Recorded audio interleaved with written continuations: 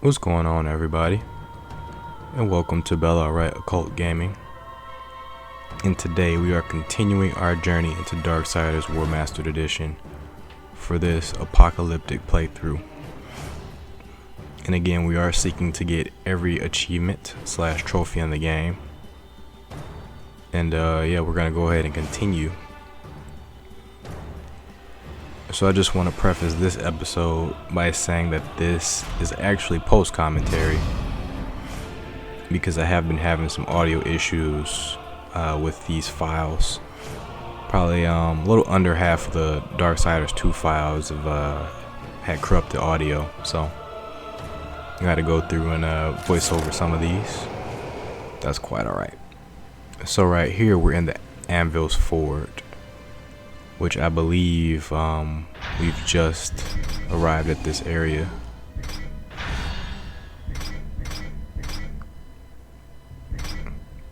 In here, looks like I was checking my saves to make sure this was the latest one, because it had been some time between the recording of the last episode and this one, so just checking to make sure.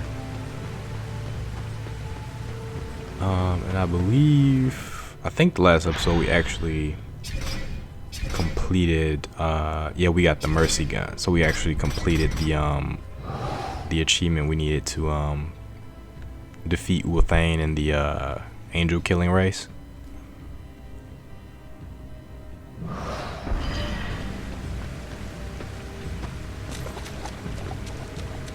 Typically I would read that description for mercy, but I wasn't thinking about that this time. Fortunately, you guys can pause that and read it if you like. But yeah, during my first recording I did read that. So just one of the things that you lose when you gotta re-record some of the beats.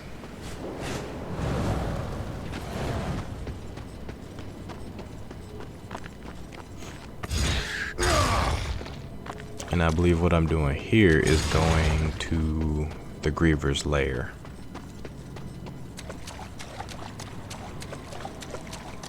Yeah, this was after I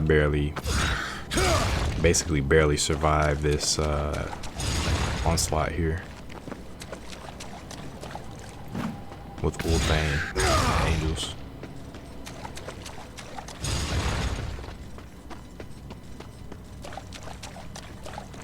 So I'm pretty sure what I'm doing here is looking for secrets, various secrets, which in this area there aren't too many. This particular area here.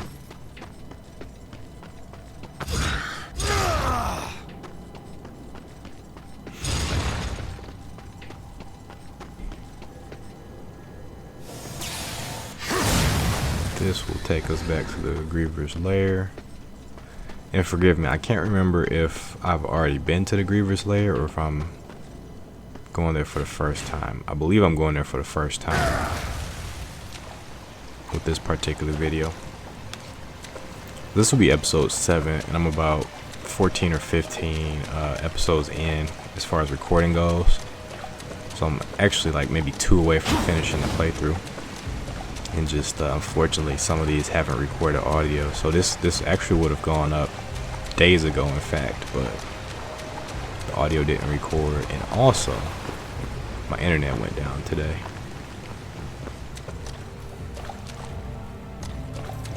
So just like always with these recordings, just a lot of bad luck. Very tough getting these out. But I did want to get these out ahead of Darksiders 2. But I don't think I'm going to make that deadline because that game's 2 days away. And I have about maybe 11 more recordings. And I barely get out one of these a day.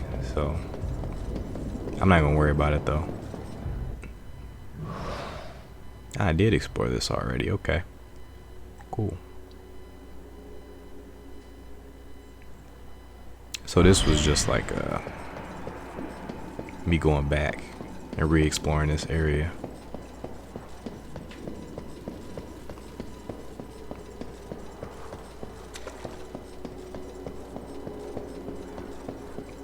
And there wasn't much here. That's the thing. This was a lot of, unfortunately, a lot of wasted time, really. Because there wasn't too much here. I think there might have been like one treasure that was kind of important, but the rest of it was just like either health pickups or wrath pickups. But I was just trying to be a completionist.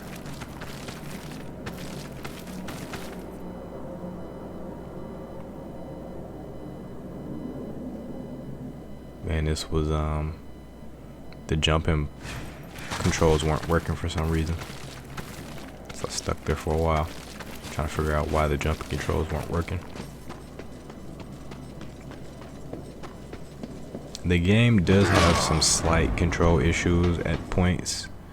The thing that I really don't like is the dodge mechanic, because War can only dodge in 4 directions. North, south, east, and west, depending on what he's facing. But that doesn't quite work when he's standing at an angle. So it's just, sometimes you'll dodge and he won't actually dodge because he's on his own axis, and you have to figure out his axis to do a limited 4-way dodge. So that's one annoying thing. And there's some touchy platforming controls where War kind of falls off platforms before you think he's about to fall off them. So you often end up falling before you make a jump, falling before you even get to jump. Is there anything else? The gliding mechanics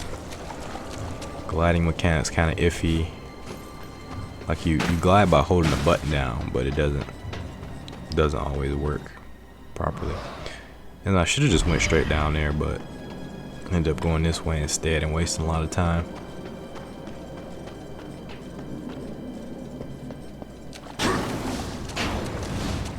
So if I remember, I'll try to put a timestamp so we're not wasting too much time over here. You guys can skip ahead to the other hallway.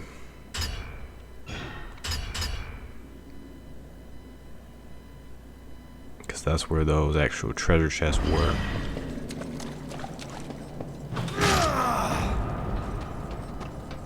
The map presents them like they're over here, but there's really no way of getting over here. Getting over to the chest from here.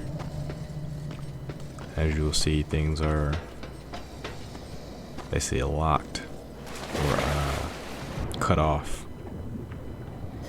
at a certain point. Some doors are just locked outright. Other things are just blocked. Luckily this recording wasn't too long, so this one's about 43 minutes altogether.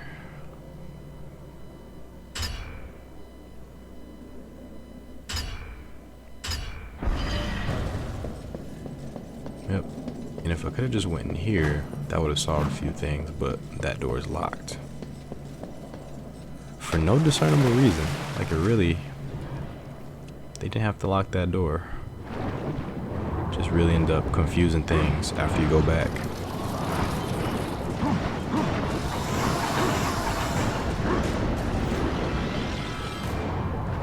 And just thinking about it, I'm not a really big fan of the post commentary for walkthroughs like this. You can get a bit of information out of it, but like when you're just playing the game, you miss a lot of reactions and, you know, insights as you're playing. You know, sometimes when you're playing, there could be like a lot of dead air, but I think doing it after the fact, unless you're doing something like extremely concise, doing it after the fact just kind of something's missing. Like this right here. Like I can't really remember what I was thinking at the time, so you miss like a bit of that going on, like me trying to discover what the heck's going on. and me just like watching this, it's like, what was I doing basically?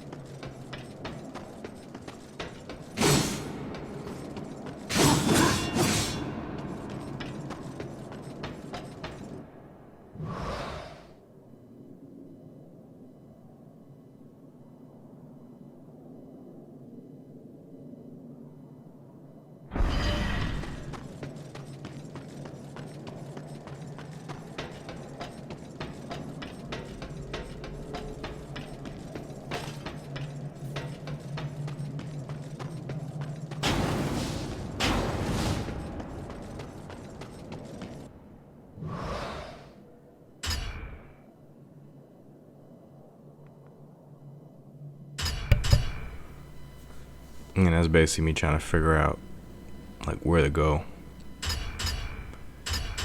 I don't think it took me too long to figure out where to go, 'cause there's only a limited number of places you can go. Of course, I could be giving myself way too much credit. Yep. Looks like I go back to that area to check it out again. See if there's anything I left out. I must have discovered, or at least thought I discovered something new about the area, but I did not. So just going back is just wishful thinking, like, yeah, like, oh, the chest is there, so there must be a way to get there, I think is what I was thinking. Like, if it's there, if you see a chest in a dungeon, you'll always be able to get back to it.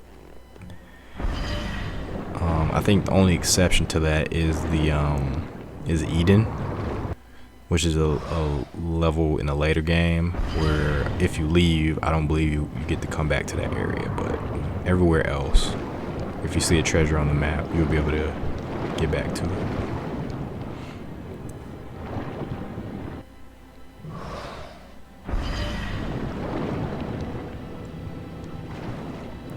Nope, there is nothing else here. Nothing else for us to uncover in this particular area. So now we're just waiting for myself to figure out there are other ways to get to those treasure chests. So we're just waiting for them to figure that out. Which again is why I do not like the post commentary for this sort of thing, because I look like such a fool. I mean, I look like a fool anyway, but this just makes me look like doubly look like a fool. Commentating over my own foolishness. Can't get any more foolish than that.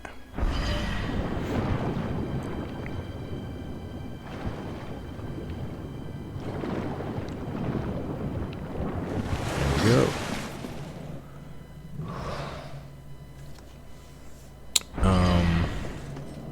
But yeah, I'm really had quite a fun time with this game. Like, definitely has its flaws, but Darksiders 1 was definitely special, definitely a unique game. Darksiders 2 as well. Initially Darksiders 2 turned me off, but by the end of it, I thought that game was quite special too. And I actually can't wait to revisit that one. And despite the difficulties I've had recording this game and the other games, I think I'm going to try to do a playthrough of Darksiders 2 as well. Another all trophy playthrough.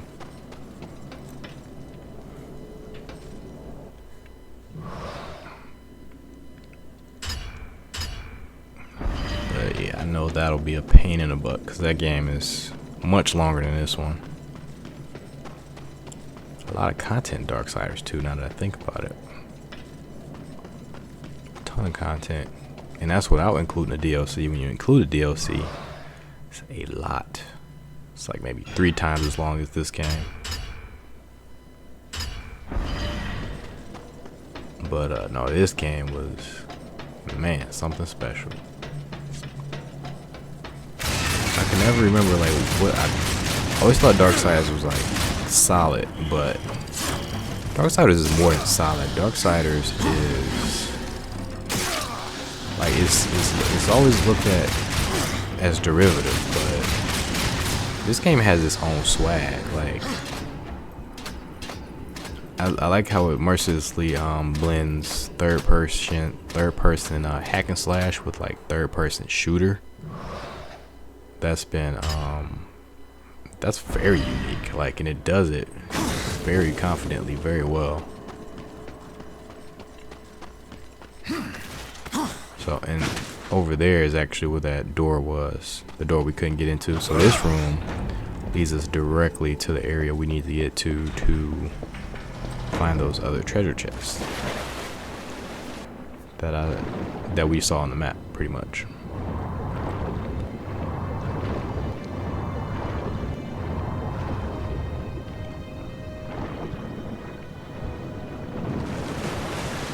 One of these was a wrath chest, the other was a HP chest. So these particular chests, nothing special, but we're going for completion. Man, it would have been best just to get them the first time through, but I like to hold off in case you actually do need them. As far as exploration goes, you save yourself a lot of time by just opening up each of these chests as you see them instead of waiting. Only time I hold off on that is probably the Black Throne. We're gonna get there eventually.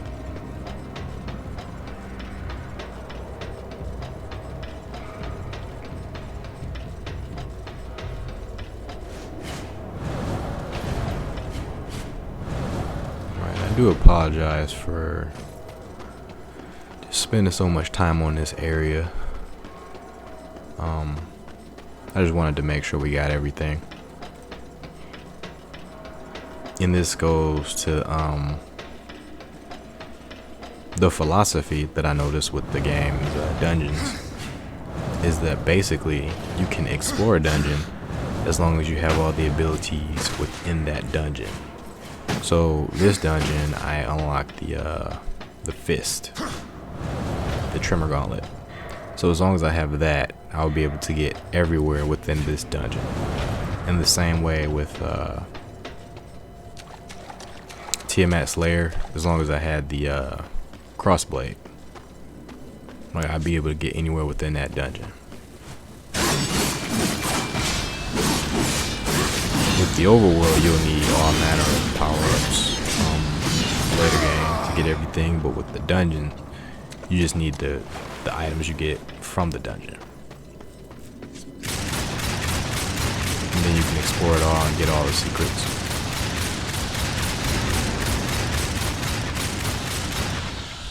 So I like to go back once I get everything from a dungeon, which is typically like the item, the weapon, or what have you. The Horde Seeker and the map. Once I got those 3 things, then you can just go back and explore to your heart's content.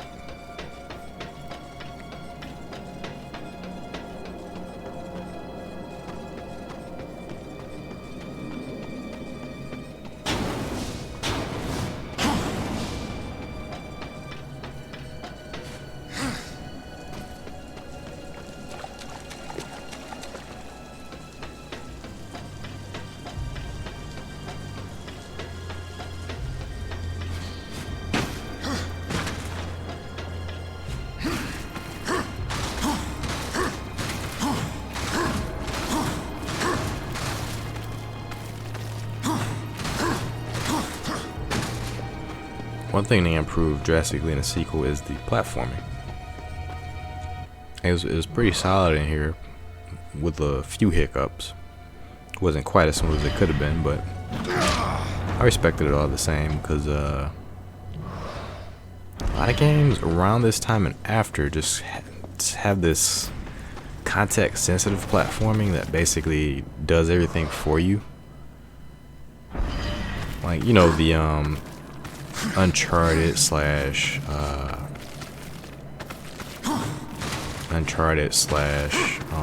Assassin's Creed style platforming, where literally like you press forward and they jump and run and do everything. But I miss when you actually press the run button and the jump button to actually play the game, which you definitely do in Darksiders. I'm definitely over the whole phase of context sensitive platforming. I don't begrudge games that are designed specifically with that in mind, but stuff like Tomb Raider, for instance, the new Tomb Raider relies on that, and I'm not with that. Even though I quite like the Tomb Raider reboot, but boy do I miss games like Tomb Raider Legend.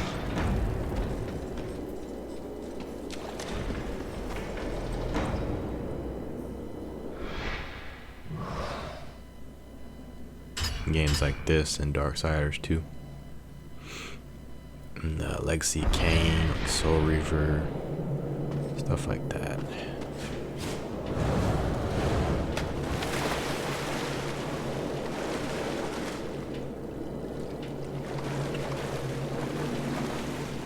And this is just me being curious about the room. I remember my original commentary was something along the lines of wondering why these objects were in this area.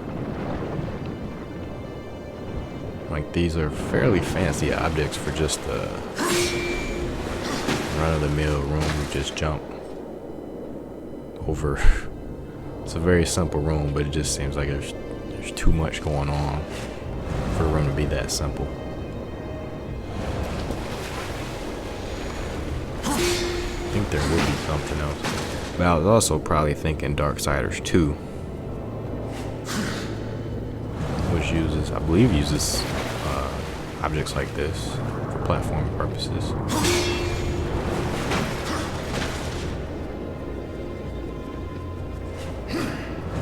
Number 2 smartly reuses some of the assets of this one, but you go to vastly diverse areas for the most part. It's number 2's more fantasy than this one was. This one's like urban fantasy. Number 2's like high fantasy, pretty much, for the most part. Or medieval fantasy or something. A mix of.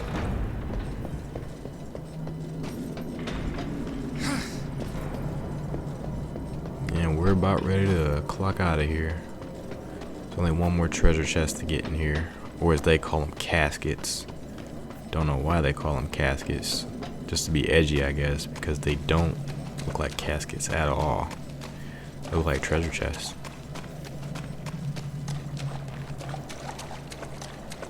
If they look like caskets, that would have been a different story, but they look like treasure chests. I think I actually got 2 treasure chests.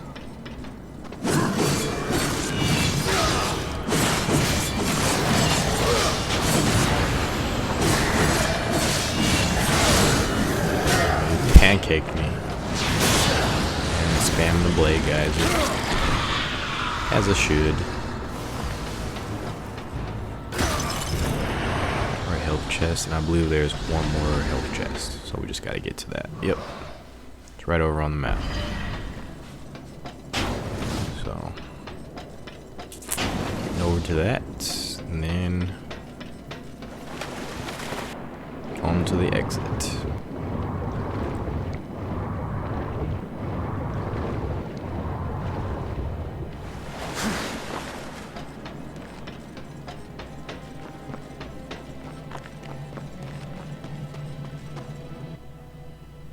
Don't act like you don't know where that is. You know where that is. And that, my friend, is my short memory in a nutshell. literally just looked at the map and needed reminding where I was headed. I just looked at the map.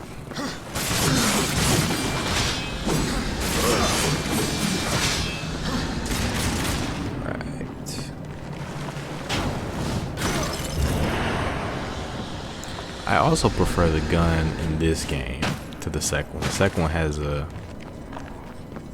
bullet counter that has to reload. I don't know if they might have made the gun stronger in the sequel, but the bullet thing just nerfs it a bit too much for me. Whereas in this one, they just said outright war had supernatural rounds for his gun. Should have kept the same explanation. Alright, our pal Ulthang. And right here I remember saying something about how Ulthang was a maker. And this might have been commentary on the sequel. How the makers use both lava and water for their forge. Which is normal, right? But specifically it's tied to their lore. In the sequel there's a mission where you have to open like a lava forge and a water forge, and it flows into one big area for one of the blacksmiths to make a weapon for you. So this I just thought that was cool. How the sequel references that, or how this is like an Easter egg for that. You could look at that either way. But yeah, Ulthang's, and I believe here I was explaining the race of the makers, what they were, and just how cool I thought they were, because they're based either in Celtic lore or Norse lore, one of the two. But I just like that. And I like how all that blends together with the Judeo-Christian religions. I like how much of a melting pot this game is when it comes to religious lore. It's pretty cool. And we'll meet more makers in the sequel. They are very, very important to the universe of Darksiders. Alright, and it looks like we're almost at the half-hour mark. It looks like we are finally moving forward. So took a bit long for us to get 4 treasure chests that we really didn't need. But we want to be thorough here, so I try to be thorough.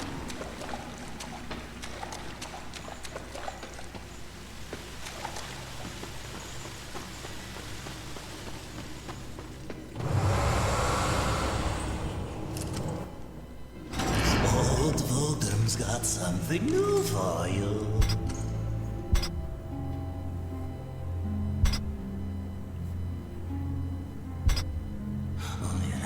This is me trying to figure out what to get next. I actually forgot what I picked up here. I'm thinking of impact rounds, but probably wrong about that. Either impact rounds or I just bought a bunch of moves. Oh, you know what I did? Probably just bought Blade Geyser. I'm sure I just bought Blade Geyser looking at it now. Yeah. Of course. Why wouldn't I? Why would I not do that? Blade Geyser is good, man. You wanna, as fast as you can, get that final level of it. That really helped me during the last couple levels of this playthrough. Like, oh, there was some nasty stuff at the end that I needed those invincibility frames for. And once you max that out, you actually get like 3 times the amount of invincibility frames you normally get, because the attack hits twice, and there's a lot of lag in between the first cast and the second cast, and just the end of the attack is just such great iframes, extensive iframes.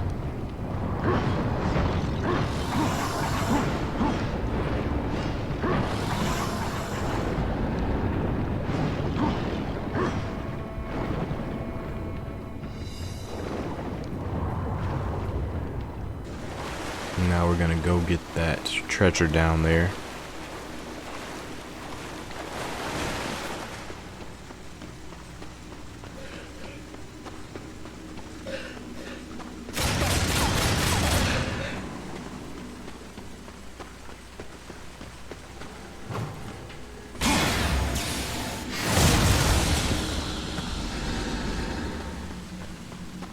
And that's gonna be a wrath core, as you can see.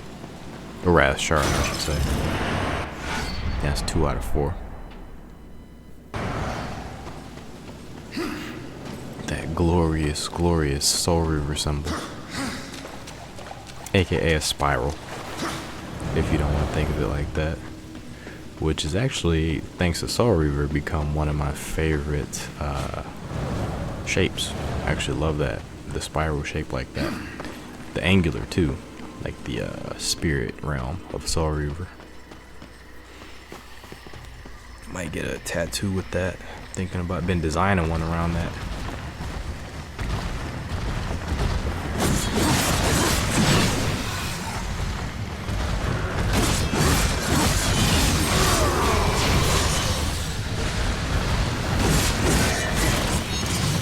That was me testing out the blade geyser. Really, you can't go wrong with any of the power-ups. I just enjoy the iframes you get from the blade geyser. Like, they are very, on top of doing a lot of damage, like, the iframes of that move are incredible. You don't really get iframes from any of the other moves.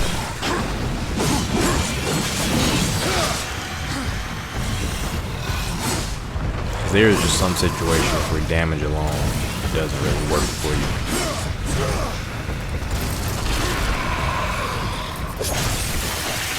And I think that might actually be the main difference between this playthrough and my first couple of playthroughs of the game, back when I played it for 360, are the iframes I got from Blade Geyser.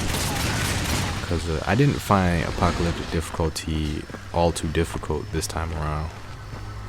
Whereas before, I was getting my ass kicked until I got the Abyssal armor.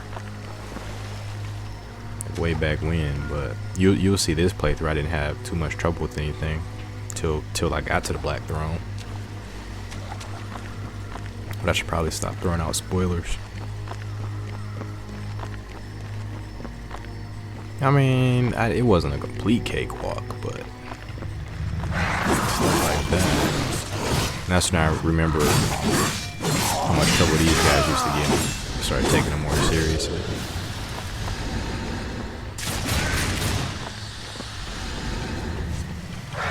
Yep, see, start blocking.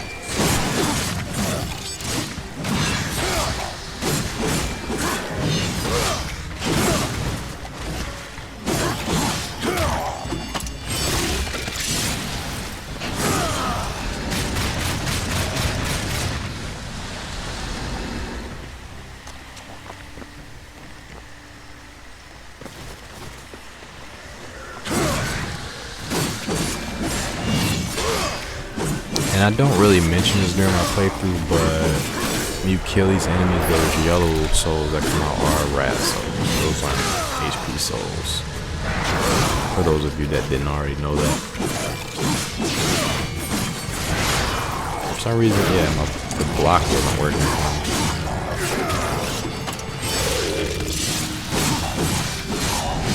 That's one weird thing that was happening for me throughout the game, was my block just wasn't working for me. Might have been pressed the wrong button. But it's one thing I was having trouble with. And this is me just explaining that I'm going to come back and explore this area once I have the various power-ups. Like that gold light over there requires an end of the game power-up that you can't get until you go to the last dungeon. So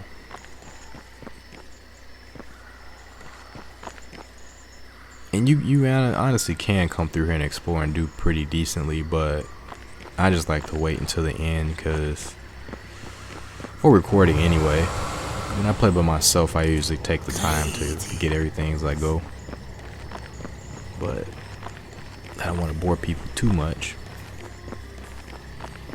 a lot of backtracking.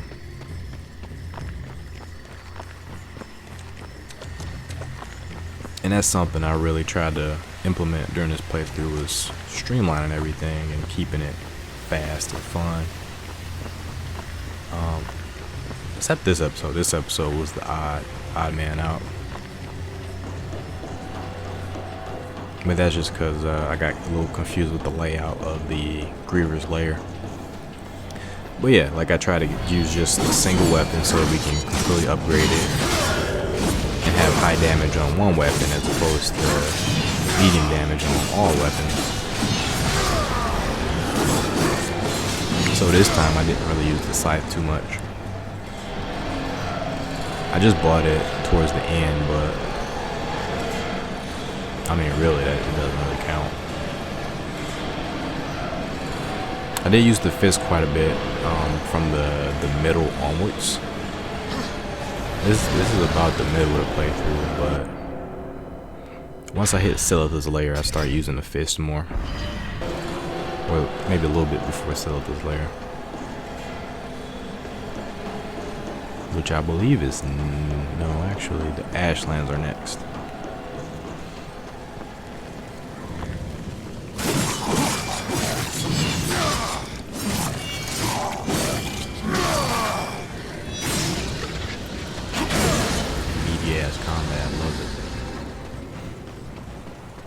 Fairly interesting to watch too, even though voice combos are fairly simple.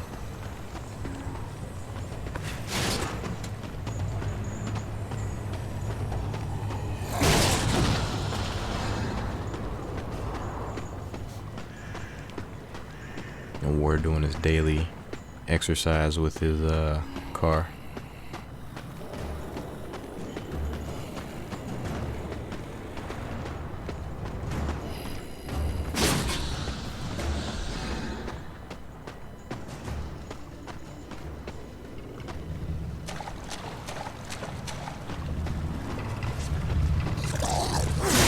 I have trouble with like throwing these objects.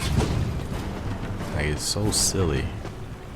I spend the whole game having trouble with the throw button. I don't know why.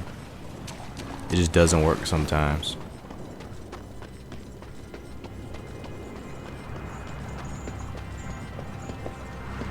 And then once it doesn't work, I get confused. Like, is that really the throw button?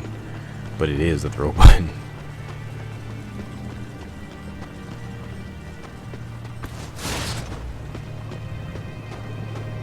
See if it works for me this time. Oh, I just said slag it and hit him with it.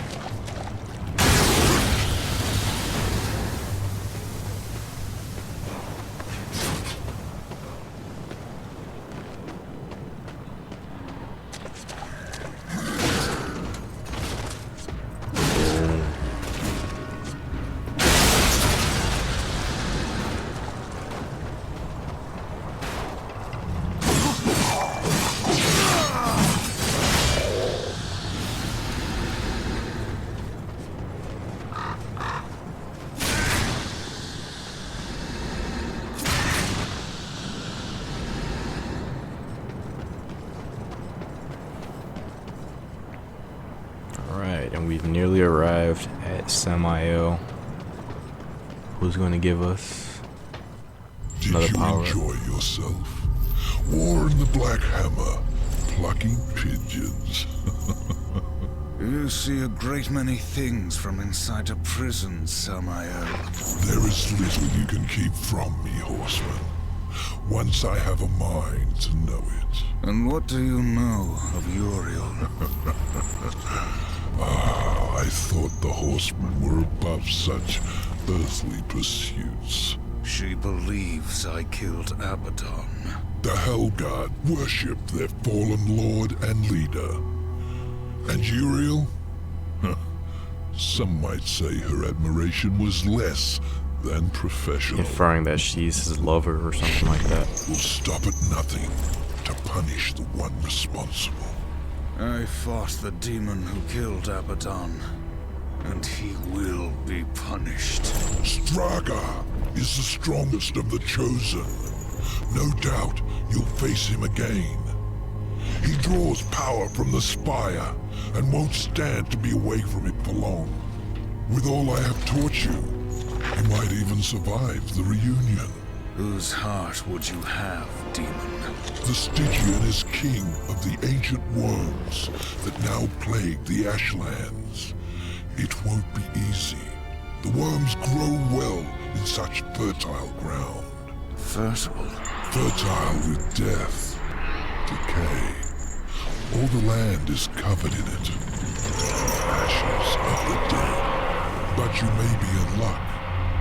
It seems that some fool demons have taken to capturing the worms for sport, and they hunt other creatures as well. The strongest are made to fight in cruel arenas. The demons seek to tame the Stygian, not knowing that within the monster there beats the black heart of the chosen. How do the demons avoid the ashworms? You know of the chronospheres? A gift of the old ones. It is said that to master the chronosphere is to master time itself. One could stop time, or even move it forward and back. Indeed.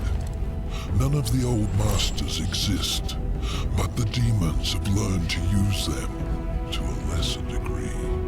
I can grant you a basic understanding of the chronospheres. It won't be much, perhaps just enough to avoid That's worms. Perhaps. Perhaps not. What in this life is certain, horseman, other than our word, of course? Now that's how powerful Samael is. This man just casually gave us the power to manipulate time.